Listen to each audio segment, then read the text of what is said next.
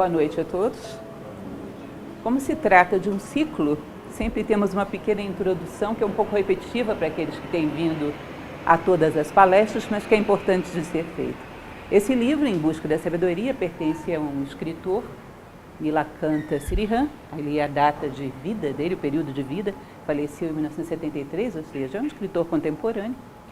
E há muito tempo sonhava em fazer esse ciclo de palestras sobre esse livro pela profundidade que ele apresenta. Cada capítulo trata de um assunto de uma forma muito particular. Srihan tem um enfoque muito filosófico e muito interessante. Eu sou particularmente uma fã dele.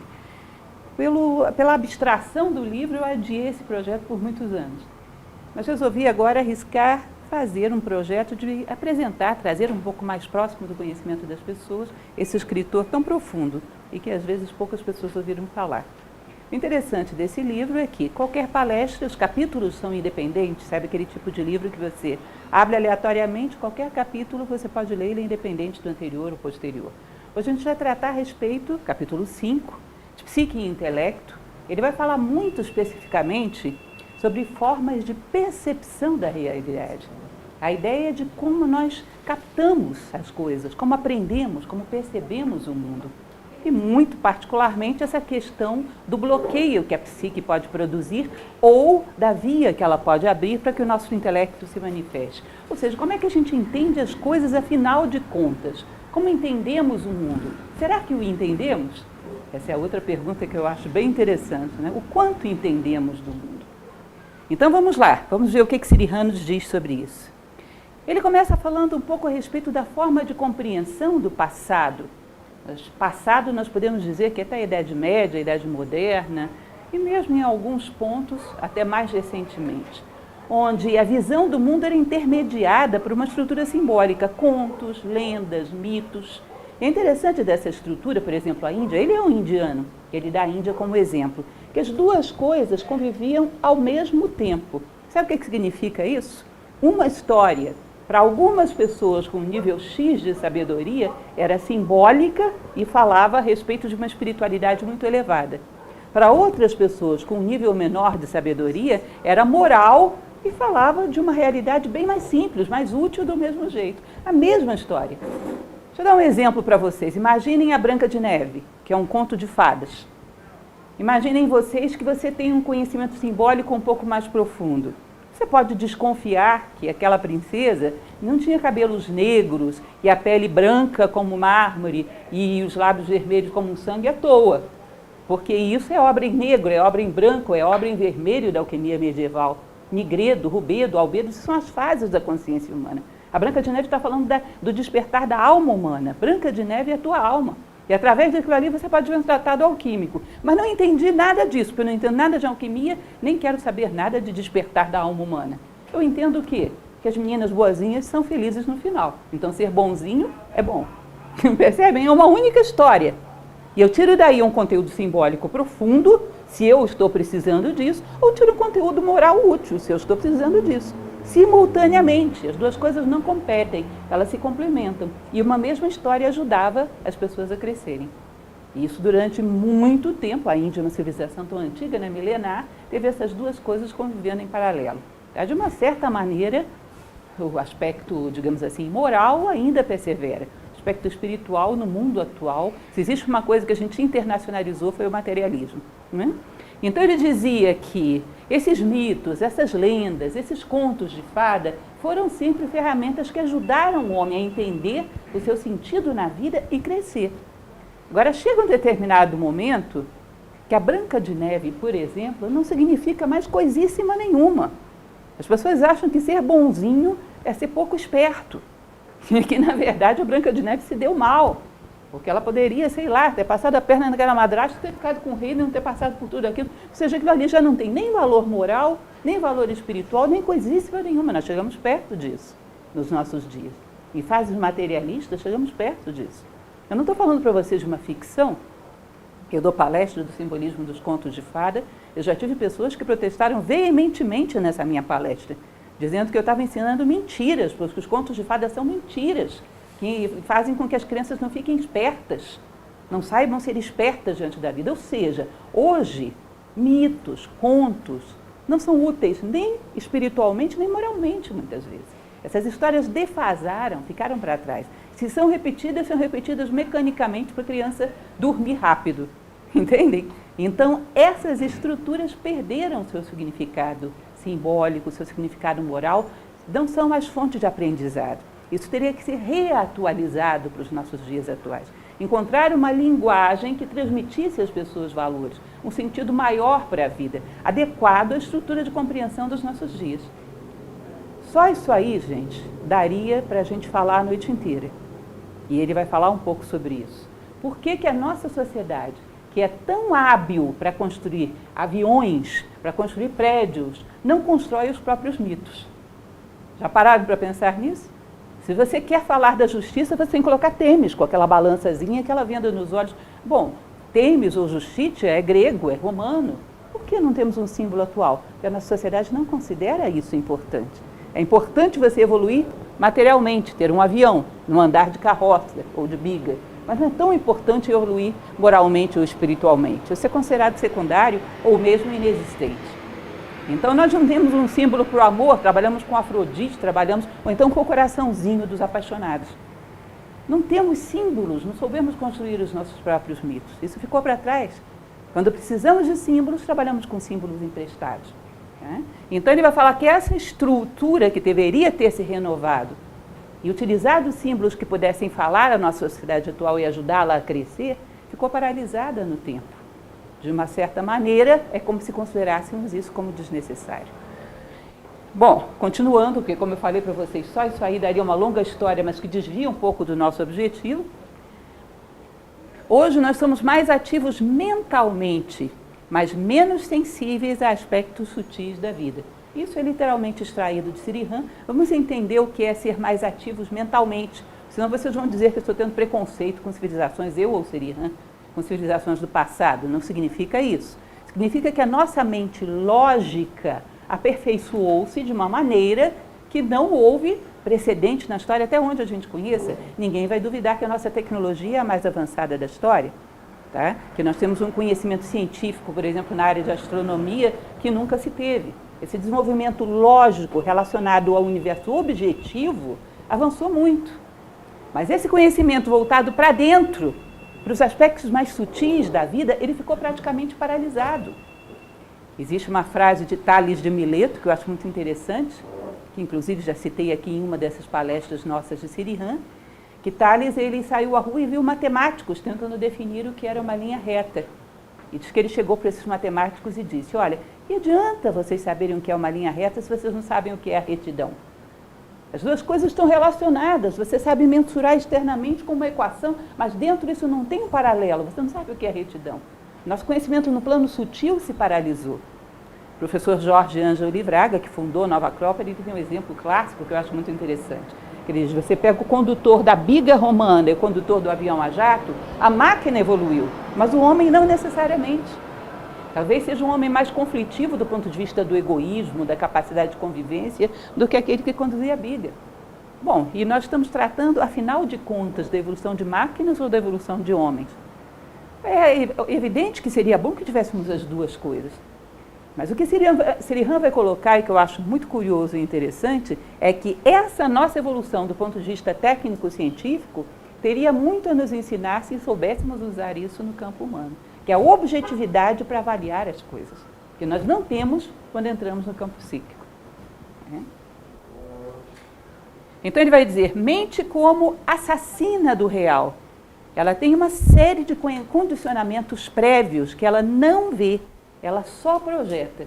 Isso é um conceito altamente típico de Sri Ram. Praticamente toda a obra dele, ele insiste nesse ponto. Olha, nós estamos dentro de uma bolha, nós não estamos vendo as coisas, nós estamos nos projetando nas coisas. Então imagine que você, sei lá, teve na sua infância um episódio desastroso com um cachorro, te deu uma mordida. Isso gerou um trauma, um conteúdo psíquico. Dali por diante, qualquer coisa que lata ao longo da sua vida vai ser visto como um perigo terrível, risco de vida, ainda que seja um poodle toy desse tamaninho. Porque você já não vê os cachorros diante de você. Qualquer coisa que faça au-au é aquele animal terrível do passado. Você projeta um trauma, você já não vê as coisas, você vê o seu trauma projetado nas coisas. Entendem isso? as suas paixões, as suas preferências, os seus medos, seus interesses, interpretam as coisas de uma maneira tal que você não sabe nem o que elas são. Você sabe o que você projetou nelas.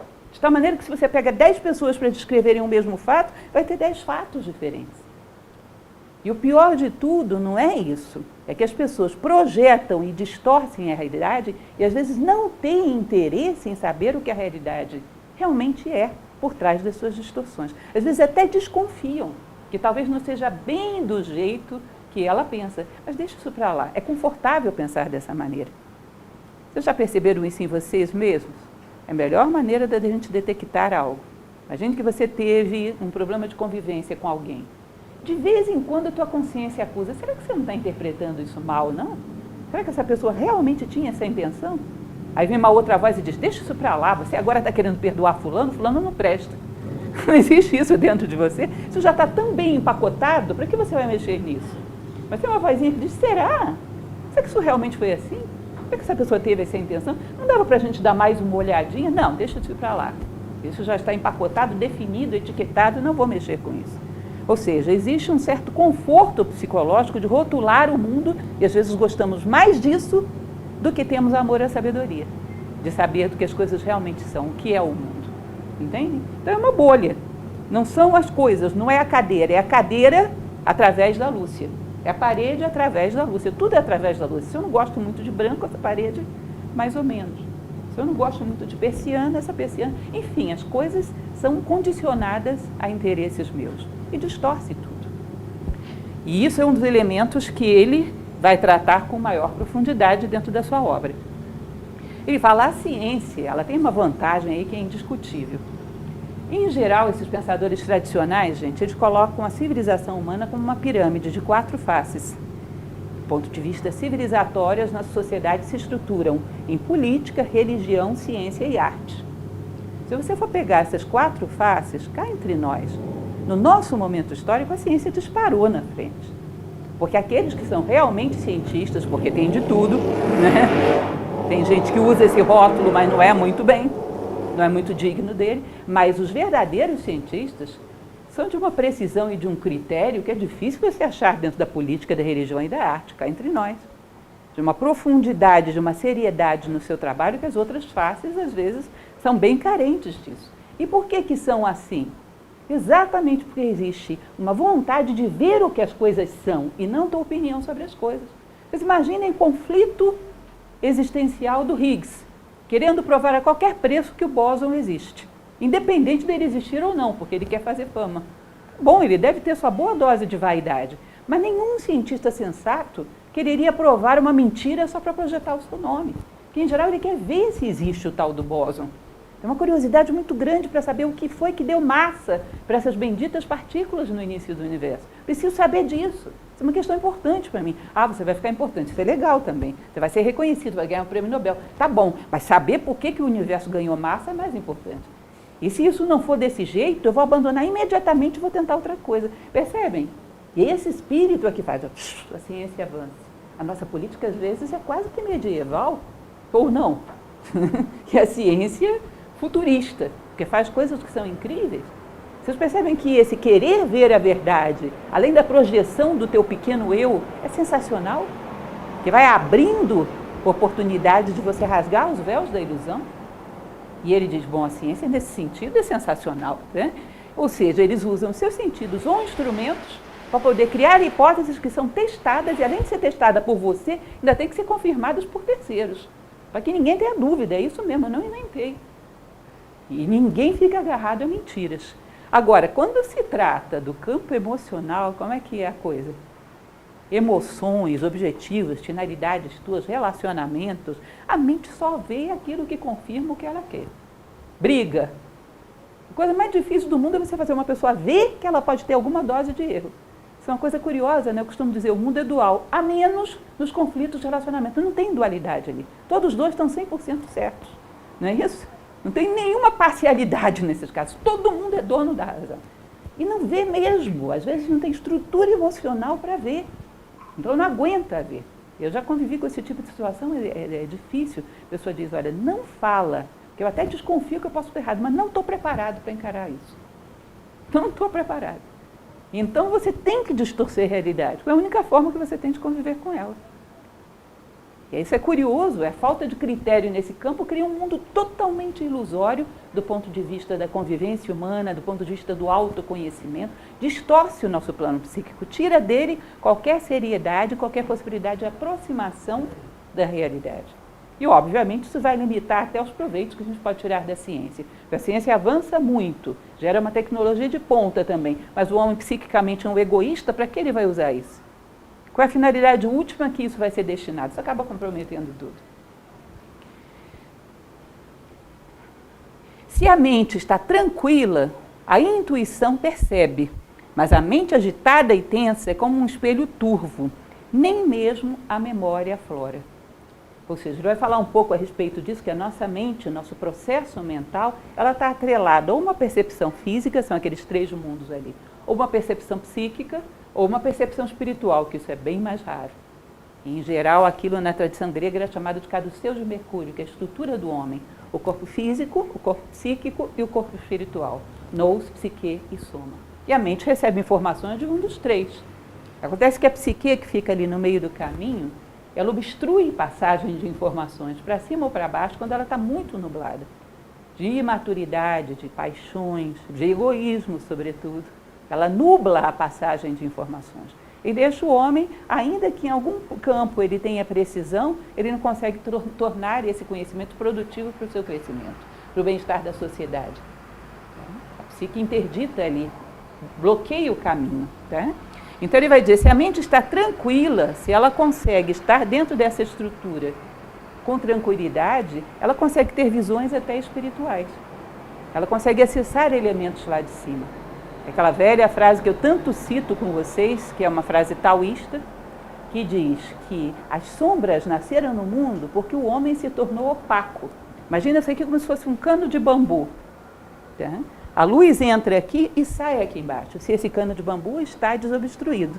Se você tem um monte de poeira no meio do caminho, entra a luz e lá embaixo nasce sombra. Ou entra ar e sai pó lá embaixo.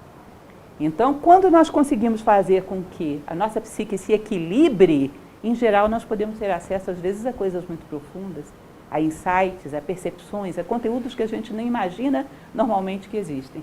Agora, a psique às vezes turva tanto que ela turva até a memória. Ela não turva só a tua percepção do presente, ela turva a tua captação de conteúdos do passado, de tal maneira que você reinterpreta o teu passado. Gera traumas onde não tinha, que é uma coisa que é terrível nos nossos dias, um vício, que é a vitimização. A vitimização, quando você não tem ninguém que te fez mal, você inventa. E se não tem no presente, você recorre ao passado. Aí um belo dia você descobre que aquela professora primária realmente não gostava de você. Porque você necessita se sentir vítima hoje. E ninguém fez nada comigo ainda. Isso é vicioso. Então obstrui às vezes até a memória, a psique muito turvada. E não existe nenhuma possibilidade de acessar elementos mais elevados, mais espirituais, aquilo que Sirihan chama de intuição, que é uma fonte de conhecimento muito especial, que é a busca da essência.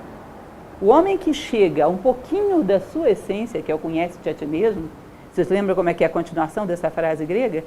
Homem, conhece-te a ti mesmo e conhecerás o universo e aos deuses. Sabe por quê? Se eu conheço algo da minha essência, eu posso ver a essência das coisas. Se eu só conheço aquilo que eu tenho de superficial, vou ser superficial em relação a todas as coisas. Aí você vai dizer, mas ainda agora você disse que a gente conhece muito de astronomia, conhece muito de tecnologia, de ciência. Tá bom, mas esse conhecimento se torna utilitário. Eu quero usar as coisas para meu benefício pessoal. Eu não quero conhecer o universo por ele mesmo, mas para ver para que ele me serve. Ou seja, se eu não tenho profundidade no meu autoconhecimento, se não tenho nenhum acesso ao plano espiritual, eu não tenho como acessar a essência de nada sem primeiro passar pela minha própria essência. Não parece óbvio isso? Então, essa psique desordenada obstrui o espelho da mente. Basicamente é o que ele quer dizer. Momento atual da humanidade. A mente está imersa no material. Busca conhecer o que traz conforto e prazer, o utilitário e não o refinado ou profundo. Também existe uma frase de um escritor russo chamado Leon Tolstói, que ele diz que há quem passe por uma floresta e só veja lenha para sua fogueira. Eu acho ótima essa ideia dele, muito interessante, porque é uma demonstração clara do que a gente faz. Você olha para as coisas e só vê as coisas quando elas atendem aos seus interesses. quando elas podem te ser úteis. O materialismo tem essa limitação tremenda. Você não quer, você vive numa bolha onde as coisas todas dizem respeito aos teus interesses. As coisas em si não existem. Isso limita demais a possibilidade de conhecimento do homem e, consequentemente, a sua possibilidade de aperfeiçoamento. Tá? Então, nós vivemos nessa época onde as coisas existem a partir do momento em que elas possam atender a algum dos teus interesses. Em geral, os dois instintos, que são sobrevivência e perpetuação da espécie, com o maior conforto e o maior prazer possível. E, em geral, eu sempre brinco com os meus alunos nas minhas palestras, mas isso é um fato indiscutível. Se você pega o mundo animal, eles vivem pela sobrevivência e pela perpetuação da espécie. E a humanidade? Sobrevivência e perpetuação da espécie com a mente como ferramenta, como meio para fazer essas coisas de forma mais prazerosa. Mas, em geral, é difícil que vá além disso. A menos quando chega aquilo que Aristóteles chamava do esgotamento, nascer da filosofia, quando necessita mais do que meramente sobrevivência como sentido de vida. Necessita compreender quem ele é e o que veio fazer aqui, o que se espera dele como ser humano. Porque senão, eu chamo de animal high-tech, não é isso? Ameba high-tech. Imagine que coisa, uma ameba é um bichinho unicelular. O ser humano tem inteligência, tem imaginação, tem criatividade, tem vontade e viver exatamente pela mesma coisa, só que com mais conforto, mais luxo. Ou seja, todo esse aparato de ferramentas humanas se reduzem à mera sobrevivência confortável, na maior parte dos casos. Ou não? Ou será que eu estou exagerando e sendo dramática? Então, esse umbral, quando o homem necessita mais do que isso, é aquilo que tradicionalmente se chama do nascimento da consciência humana, mais do que a mera sobrevivência prazerosa, como sentido de vida. A mente precisa de liberdade para haver, por exemplo, a ciência e as crenças do passado. Porém, a busca da verdade filosófica e religiosa declinou. Então, imaginem vocês como é que Isaac Newton ia fazer as suas 3 leis se ele não pudesse contrariar Copérnico, Ptolomeu. Não dava, não tinha como. Ele tinha que abrir mão de tudo que estava para trás e começar a pensar como que do zero.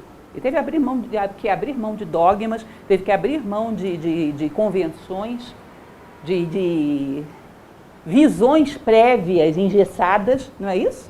Para poder começar a ver as coisas do jeito que elas são. Porque senão a ciência não teria avançado.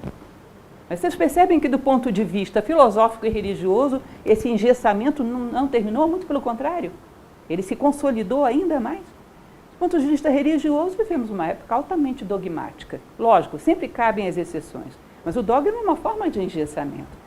Eu não chego a uma reflexão profunda a respeito da realidade de Deus, a minha realidade e como elas se relacionam. É uma aceitação de determinados padrões sem nenhuma reflexão profunda que me faça incorporá-los. E a filosofia se tornou existencialista, tá? Cogita apenas o que é a existência e não a essência, muito pouco profunda. Eu, inclusive, brincava uma vez com uma pessoa que estava numa palestra minha, estávamos animadamente no meio de uma palestra e tocou um telefone celular. Isso é um negócio desastroso, já aconteceu muitas vezes. Só que esse telefone celular tocava a 9ª Sinfonia de Beethoven. Vocês imaginem o que é isso. O final dele era a 9ª Sinfonia de Beethoven. Aí, como ficou todo mundo meio constrangido, eu parei e falei, olha, no início os telefones faziam trim e hoje tocam a 9ª Sinfonia. Imagina se os homens tivessem evoluído nessa mesma velocidade. Nesse nível. Nós continuamos nas nossas conversas, nos nossos interesses, fazendo trim. Imagina se a gente evoluísse na velocidade dos telefones celulares. Tecnologia, ciência, uma rapidez tremenda. E nós ainda nas mesmas coisinhas do ponto de vista de valores, de virtudes, de busca da sabedoria, de compreensão da convivência, de busca da compreensão de si mesmo, de busca da compreensão do outro. Mudamos tanto assim? Quase nada. Estamos num terreno que está congelado. Uma necessidade profunda de compreensão do que nós estamos fazendo aqui, afinal de contas, isso está congelado. Essa questão ficou, talvez, até mais velha do que medieval. Então, há um descaso, um descompasso na evolução da nossa sociedade. Em alguns campos infantil e em outras avançada demais. É como se vocês imaginassem, isso também é um exemplo do professor Jorge Ângelo Braga, uma criança que só o braço crescesse e o resto do corpo ficasse infantil. Como é que esse corpo ia suportar um peso de um braço de adulto? Um corpo de uma criança de 4 anos de idade? Então, você percebe um desenvolvimento científico muito grande numa sociedade imatura emocionalmente, egoísta, com muito pouco de metafísica, muito pouco de autoconhecimento. Como sustenta esse peso? Você percebe que isso pode se voltar contra ela pode se machucar com esse braço? E muitas vezes se machuca. Uhum. Bom, continuando nessa linha, ele vai falar: o amor não obstrui a liberdade de visão. O apego, sim. É uma das coisas que ele diz que se argumenta na nossa sociedade atual. Bom, para conhecer temos que ser frios. Muito pelo contrário. Para conhecer temos que utilizar todos os potenciais superiores do homem, que são amor, generosidade, fraternidade, justiça. É como uma caixa de ferramentas. Posso tentar colocar um prego nessa parede na mão, seria uma coisa absurda e eu não conseguiria de jeito nenhum. Eu posso usar toda uma furadeira, colocar uma bucha, colocar o prego ali. A condição humana te oferece uma caixa de ferramentas. Que tudo que você se dispuser a fazer, tudo que for necessário fazer na sua vida, como ser humano você faz melhor. Entende? Eu necessito conviver, necessito. Como ser humano a convivência vai ser melhor. Eu necessito expressar os meus sentimentos, necessito. Como ser humano vai ser melhor. Se eu uso essa caixa de ferramentas humana, a minha vida inteira vai ser mais fácil, inclusive a operação de conhecer. Não sei se vocês já perceberam que quando amamos, os seres se abrem e mostram o coração para nós. Portanto, que se amamos, temos muito mais facilidade para conhecer os seres. E quando eles se sentem explorados, eles se fecham. Quando eles se sentem amados, eles desabrocham. Portanto, o amor ajuda no conhecimento do outro, por exemplo. Ajuda no conhecimento da natureza. O amor faz parte da verdade da condição humana. Conhecereis a verdade e a verdade vos libertará. Então, o que aprisiona o homem é o apego. É lidar com as coisas sempre pensando o que eu vou ganhar com isso. É o desejo que limita o conhecimento das coisas e não o amor. Essa é uma das razões que ele diz que as pessoas alegam para terem se tornado frias no nosso momento histórico. E nem por isso passaram a conhecer melhor a vida. Ficaram frias e ignorantes do mesmo jeito. Algumas das alienações do nosso momento histórico. Continuando, a natureza humana, como eu falava para vocês, é composta daqueles três mundos: espiritual, psíquica e física. Que na Grécia era chamado de nous, psique e soma. Até hoje essas palavras existem no nosso vocabulário. Né? Um problema físico, um problema somático, um problema psíquico. Até mesmo noético existe na nossa linguagem, embora menos utilizado. Se refere aos três mundos, às três possibilidades do homem. E as três possibilidades do homem são três vias de conhecimento. Porque ele teria que utilizar as três, porque senão uma parte da visão do mundo vai ficar limitada. Então ele vai dizer, a mente ligada ao espiritual seria incondicionada. Teria uma capacidade infinita de conhecimento da essência dos seres. Mas essa exigiria uma desobstrução da psique, uma psique pura, que permitisse a tua consciência se elevar até lá. A mente ligada ao psíquico e ao físico, objetiva. Fala então desses três mundos. Né? O mundo físico, por exemplo, o muro, exige objetividade. Então eu não posso dizer, o muro não existe, o muro não existe, o muro não existe. Porque se eu andar para ele, puf! O muro vai me provar que existe. Agora, o mundo psíquico, às vezes eu digo, o sentimento do outro não existe. E vivo como se ele não existisse mesmo. O mundo psíquico está mais sujeito à fantasia pela sua abstração. Palavrinha complicada. Pela sua abstração, o mundo psíquico fica mais sujeito à fantasia e impede acesso ao mundo espiritual. Mas ele diz, às vezes o homem é tão alienado que até no plano físico ele consegue não ver. Eu achei curiosa essa imagem desse cidadão desesperado. Vocês estão entendendo que ele desenhou um computador na areia? Às vezes até no plano físico ele não vai lá, porque ele sabe que se ele for, ele vai bater no muro. Ele fica aqui, mas afirmando que o muro não existe. Então o homem, quando se afasta muito da busca da verdade, da busca de si mesmo, até o plano físico ele fantasia. Nós temos certos dogmatismos hoje em dia que negam coisas óbvias. E negam de uma maneira muito simples, simplesmente não vão lá e não olham. É o método do avestruz. E continua vivendo os seus dogmas. Essa é a capacidade do homem de afastamento da sabedoria, de desinteresse pela sabedoria. O ser psíquico age segundo instintos ou reage às circunstâncias, sem qualquer iniciativa real vinda do seu interior. Eu coloquei a muralha da China porque eu achei muito interessante, com a luz não dá para vocês verem muito bem, mas é como se a gente tivesse um corredor, um software, que te conduz só nessa direção, sol está ali, mas eu tenho que ir só por aqui. Nós criamos condicionamentos no mundo psíquico que nos impedem de ver o que as coisas são. É como se você rodasse um software vida. Uma vez, há poucos meses atrás, eu encontrei uma pessoa que eu não via há muitos anos. Essa pessoa chegou para mim, um colega de tempo de faculdade, perguntou: o que é que você fez da vida? A intenção dele era fazer uma pergunta banal, mas isso foi de um impacto metafísico tão grande. Eu falei: meu Deus do céu, que pergunta para se fazer no meio da rua. O que eu fiz da vida? Para responder formalmente essa pergunta, eu teria que dizer o quê? Eu rodei o software vida. Eu cresci, estudei, casei, tive filho, trabalhei, agora estou aposentando, daqui a pouco morre e acabou. Isso foi software vida. Mas não foi exatamente isso que eu considero como o mais importante da vida. Eu fiquei imaginando o que essa pessoa poderia me perguntar e o que eu poderia responder, que é o mais importante, para que essa conversa fosse mais filosófica. Eu imaginei, e se essa pessoa me perguntasse o que você fez ao longo da sua vida para se aproximar da realidade, para se aproximar de Deus? Você imaginou? Se alguém te perguntasse isso, ao longo da tua vida, o que você fez para se aproximar da unidade, da realidade de Deus? O quê? Aí a coisa ia ficar feia, né? Aí a gente ia começar a falar sério. Eu fiquei matutando, imaginando o que eu responderia se me perguntasse isso. Porque vai que eu encontro algum filósofo por aí que pergunte. Eu cheguei à conclusão que a coisa que eu poderia responder a isso seria: eu não sei o que eu fiz para me aproximar de Deus, mas eu tirei algumas coisas que me afastavam dele. Venci uns 2 ou 3 defeitos. Tem uma frase de Sêneca que diz: certifica-te de veres morrer os teus defeitos antes de ti. Eu assisti uns 2 velórios, pelo menos. E isso me permitiu dar algum sentido para a minha vida, pelo menos uns 2 velórios, uns 2 defeitos que morreram antes de mim. Permitiu que eu desse algum sentido à minha vida e que desse algum exemplo para que alguém pudesse aprender alguma coisa através de mim. Ou seja, algumas coisas que obstruíam o caminho foram tiradas. Em última instância, se eu fosse fazer um resumo da minha vida, eu não colocaria muitas outras coisas além disso. O resto foi software. Play. Foi, chegou. O resto é só software, que a gente roda muitas vezes de forma muito inconsciente. É um pouco o que ele está dizendo aqui, né? Então, a nossa psique, ela adquire um software que foi vendido pela nossa cultura, que diz que tem que fazer isso, pá, pá, pá, pá, pá, pá. E vai que você diz que não cumpriu algumas dessas etapas. Não fiz faculdade, não casei, não tive filho. Ah, meu Deus do céu, o que aconteceu com você? Foi grave.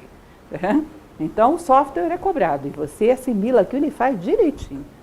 Agora, e aí? E a moral da história? Isso ninguém pergunta, e o pior, às vezes a gente não se pergunta. É uma psique mecanizada, só rodando o software vida. Tomara que vocês encontrem alguém que faça essa pergunta no meio da rua. Maldição. Maldição ou bendição, quem sabe? A psique poderia abrir-se a influências da natureza e de outros homens sem ser afetada em sua liberdade e integridade, mas se torna vulnerável, como uma pedra e um limo. Ele dá um exemplo que eu acho muito interessante. Você pega uma esmeralda, uma pedra preciosa, belíssima, e coloca ela para rodar na lama, no limo, em qualquer substância aderente, aquilo gruda tudo nela, fica aquela coisa toda grosseira, toda distorcida. Aí você diz, bom, para as esmeraldas serem belas, elas não podem ter contato com o limo nem com a terra. Coitada da esmeralda. A gente teria que ter a capacidade de estar em contato com tudo aquilo que é necessário, extraindo dali o que há de melhor, mas nem por isso perdendo as nossas características. Ou seja, nós poderíamos estar com o mundo, mas sem deixar que o mundo nos adulterasse. Entendem isso? Aí vem a história, que eu também conto em milhões de palestras, e sempre uso esse meu anelzinho. Isso é uma prova que eu tenho engordado ao longo dos anos, porque cada vez está mais difícil tirar esse anelzinho do dedo nas palestras. Esse anelzinho de ouro. Platão, ele falava dos homens de ouro. E às vezes a gente fica pensando, por que Platão chamava os sábios de homens de ouro? Era pelo valor monetário do ouro? Porque o ouro tem uma característica muito interessante, ele fica anos em contato contigo e não perde as suas características. Se fosse outro metal, isso aqui já não estava preto? A influência humana é tão grande que adultera as propriedades do metal. O ouro permanece fiel a si mesmo, mas ele está em contato comigo esses anos todos, não sai do meu dedo. Você percebe que você pode estar em contato com o mundo, aprender do mundo, absorver as qualidades do mundo, mas não deixar que o mundo te adultere? Ou seja, expandir em torno do mesmo eixo, crescer assim com as tuas experiências no mundo, mas sem perder o teu centro, sem perder a tua identidade. Ser capaz de rolar em todas as superfícies que a vida pede que você passe por ali, absorvendo o melhor dessas superfícies, mas sem deixar que elas te violentem ou roubem a tua identidade. Não se adaptar no sentido de adulterar a sua identidade. Aprender de todos os caminhos pelos quais a vida te fizer passar. Tá? Essa seria a ideia dele. Então, a psique poderia passar por qualquer superfície sem perder a sua integridade, livre e íntegra. As duas coisas ao mesmo tempo. O que for necessário, eu vou fazer. As pessoas que eu tiver que ter contato, eu vou ter contato. Eu sou livre, mas ao mesmo tempo sou fiel a mim mesmo. Eu vou expandindo, mas em torno do mesmo eixo. Bonito isso, né? Porque é uma visão muito rica do ser humano. Ele vai dizer, a mente presa é uma psique passiva, ou seja, que já se conformou em cima de certos dogmas e não muda, não abre mão daquilo. Como em um casulo ou teia, e a libertação permite ver a si próprio com objetividade. Vocês devem conhecer, é o que mais tem dentro da sociedade, infelizmente. Aquelas pessoas que às vezes até um certo cansaço da gente estabelecer uma conversação. E você sabe que todos os assuntos dela vão girar em torno de meia dúzia de dogmas. E ela só vê o mundo através daquilo.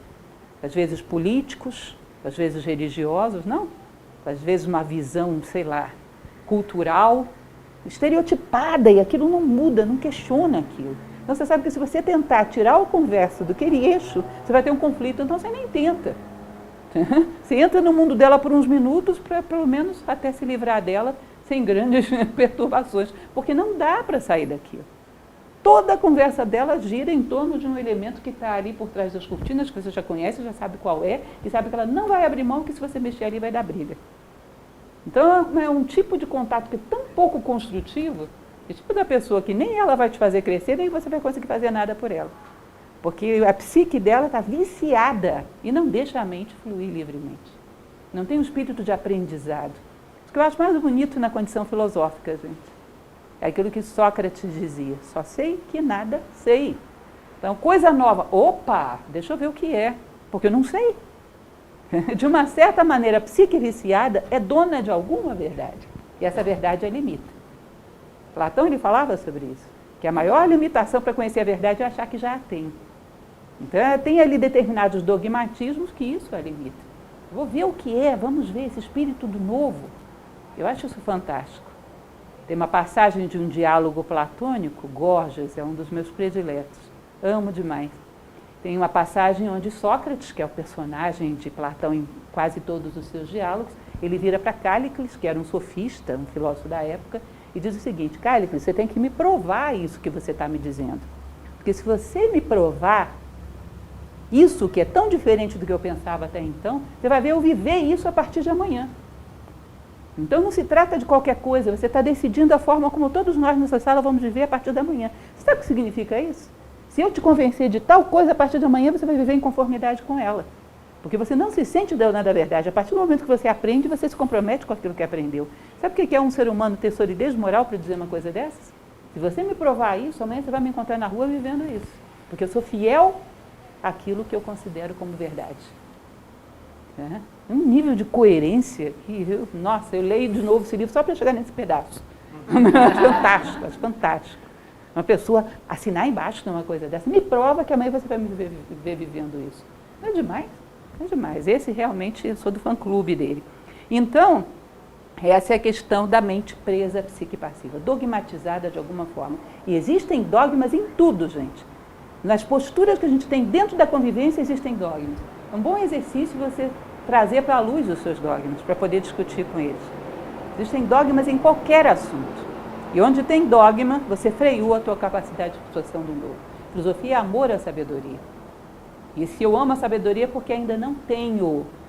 E se eu não tenho, quando ela surgir diante de mim, vai ser algo novo. Se eu sempre reajo negativamente ao novo, não dá para ser filósofo. Isso é uma premissa fundamental da filosofia. A natureza psíquica, emoções, sentimentos, não será eliminada. Vibrará com lucidez e liberdade. Antes ela vibra como que um sonâmbulo. Também é uma coisa muito interessante.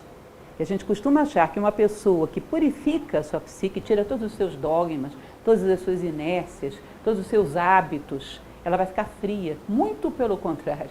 Ela vai ficar com muito maior capacidade de amor quando esse amor foi construído conscientemente por você.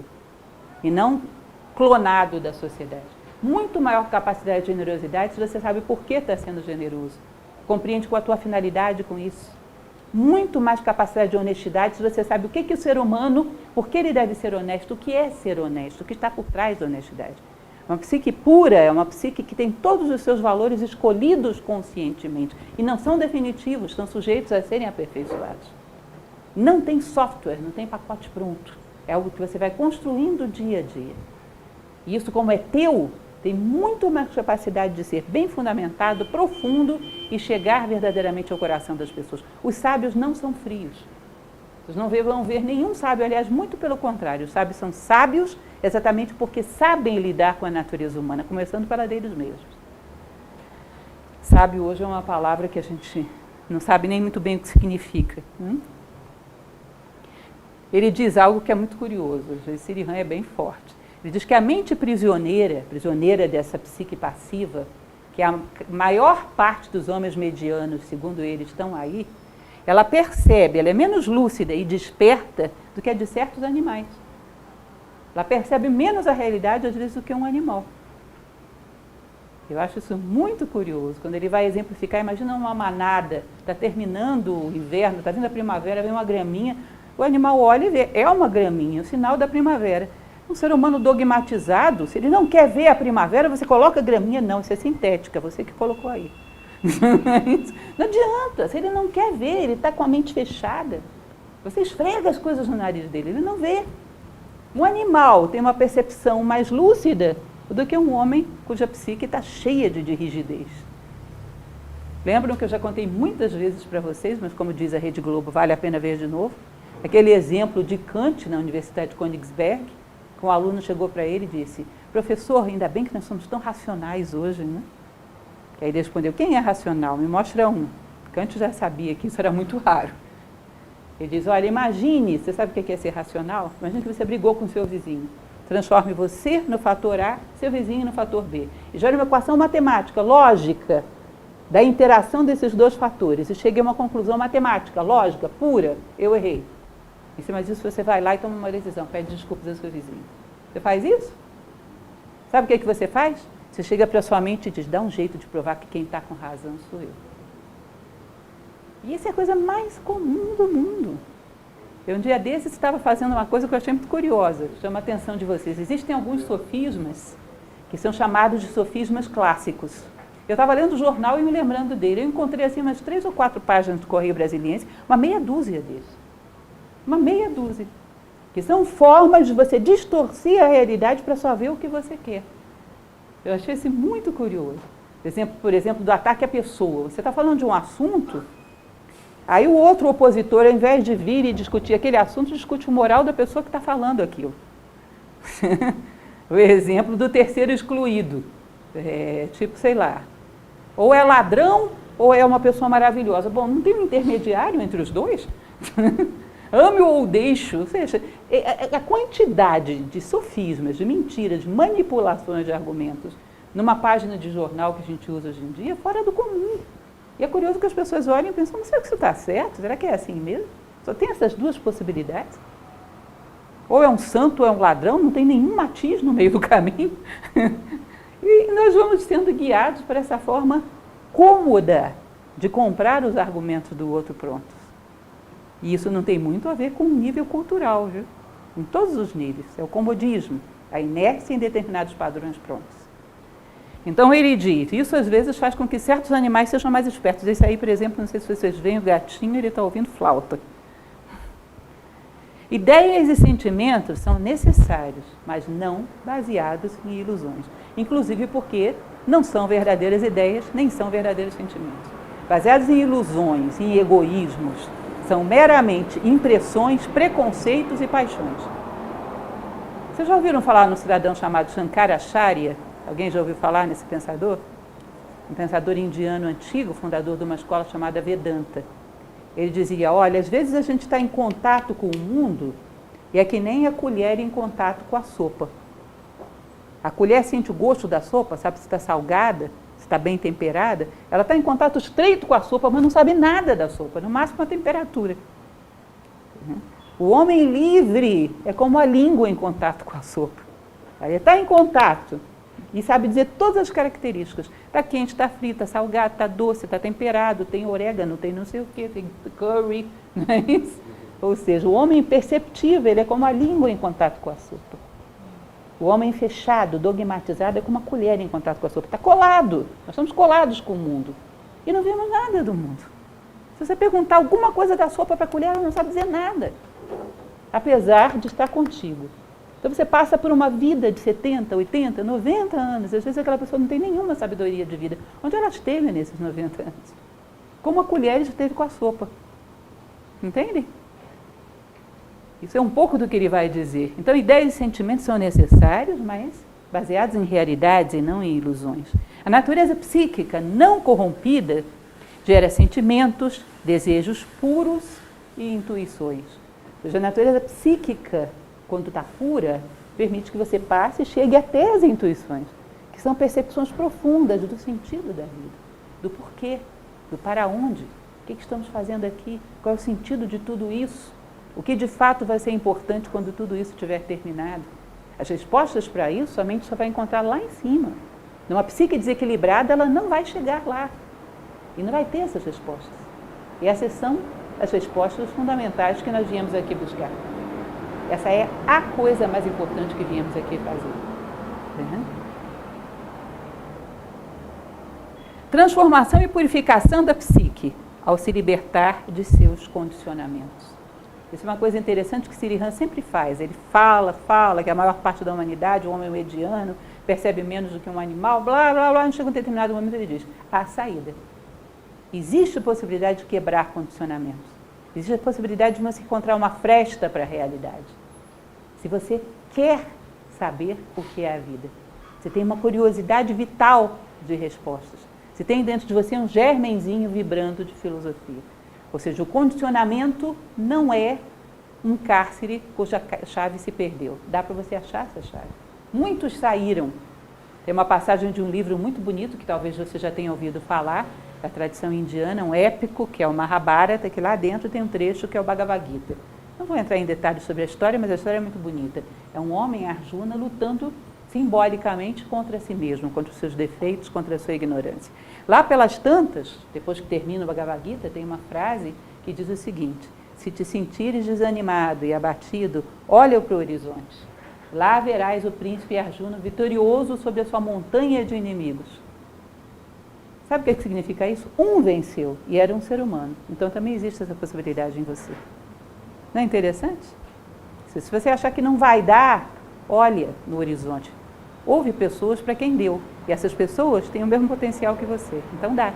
Dá para quebrar condicionamentos, dá para chegar próximo àquilo que a vida realmente é. Um sentimento de amor verdadeiro, uma percepção profunda e verdadeira do outro, justifica uma encarnação inteira, uma vida inteira. E dá para ter, contanto que você realmente queira.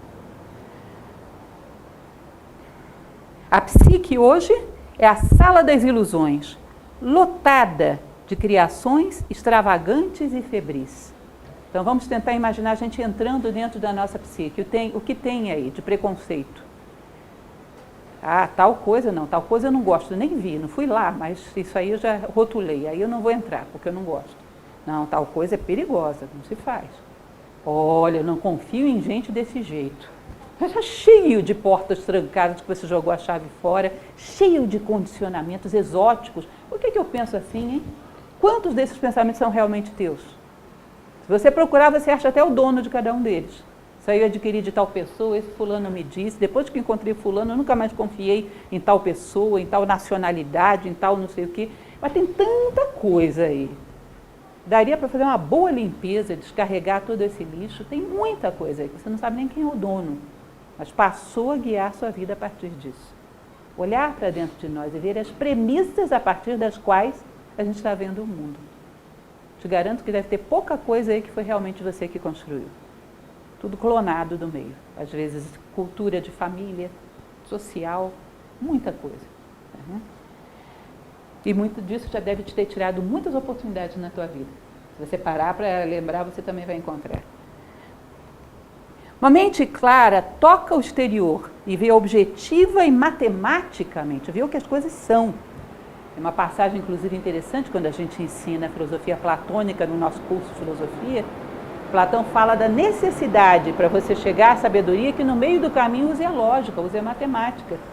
Porque senão as nossas percepções são tão distorcidas que nem o mundo material a gente não vê, parecido com isso com o que Sirihan diz. Então eu olho, por exemplo, para aquela janela ali. E eu digo, ela é dessa altura. Essa informação tem a ver com a janela ou tem a ver comigo? Você percebe que se eu te der 3 passos, a janela já não cabe nisso, ela já é assim agora? A janela não mudou, mudei a minha postura diante dela. A maior parte das minhas posições diante das coisas tem mais a ver comigo do que com as coisas. Ele dizia, a matemática pelo menos toca na realidade das coisas. A lógica te ensina a pensar com coerência. Tira um pouco das tuas fantasias e prova que as tuas percepções às vezes mentem. Faz com que você vá além delas. Tá? E, em seguida, utilizar um pouco da intuição espiritual para conhecer, em primeiro lugar, a si próprio. Tá? Então, ele diz que a mente toca o exterior e vê objetiva e matematicamente, quando ela está desobstruída, quando é livre. E ela toca o interior e vê e revela a harmonia da essência de todos os seres. Tá? É interessante porque ele vai dizer, os verdadeiros poetas são assim.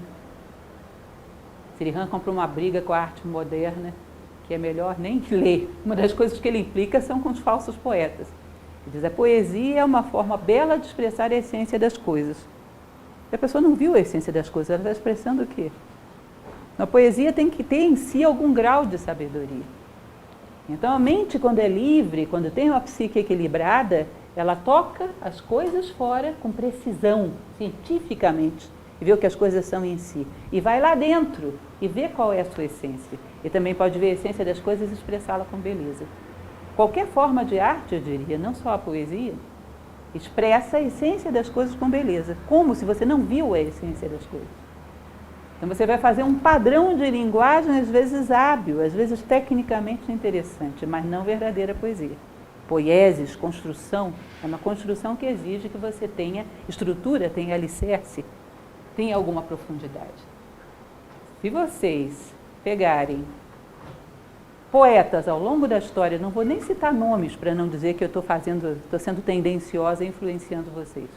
Poetas que tinham algo de filósofos e comparar com poetas que eram meramente versados em letras.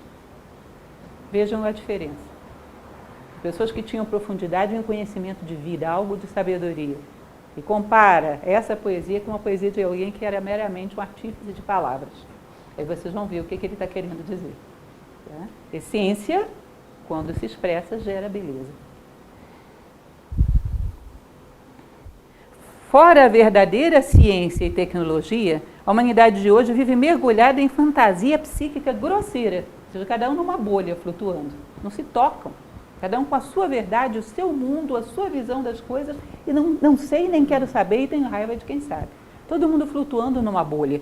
Ele vai dizer, violência, sectarismo, sexualismo, nacionalismos febris, fanáticos, né? Fanatismos de todos os tipos, arte grosseira, não é como esses dois servos batendo de testa um com o outro?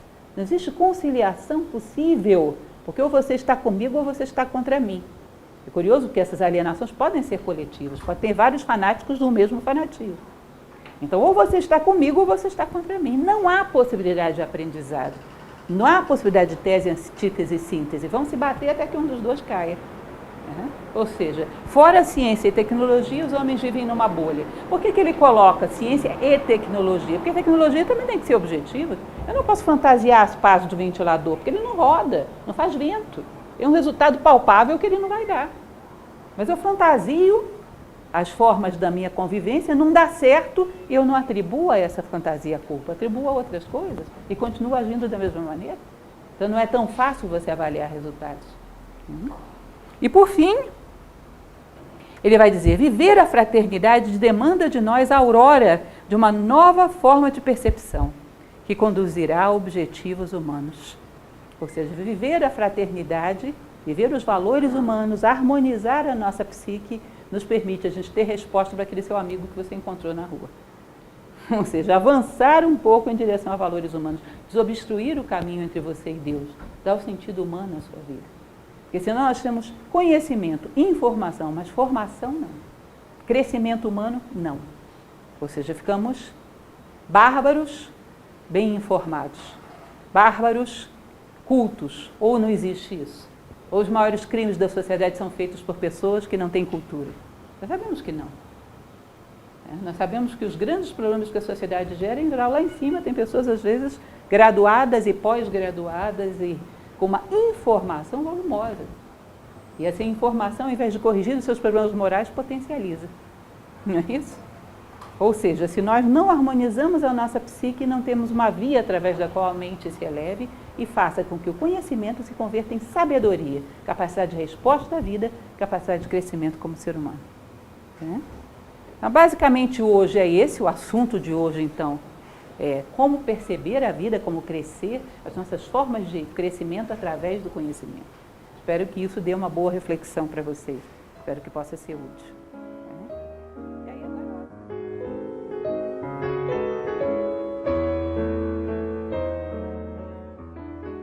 bela lembrança essa sua, que é o Pinóquio. Você lembra da frasezinha? Menino que quer ser mau, nunca passará de menino de pau. Lembram disso? O verdadeiro ser humano que deixa de ser menino de pau tem que querer o bem. Você não pode forçar. Existem duas consciências no ser humano. O ser humano deveria ter uma consciência, que é a consciência humana. As plantas correspondem à consciência vegetal, é um grau de consciência.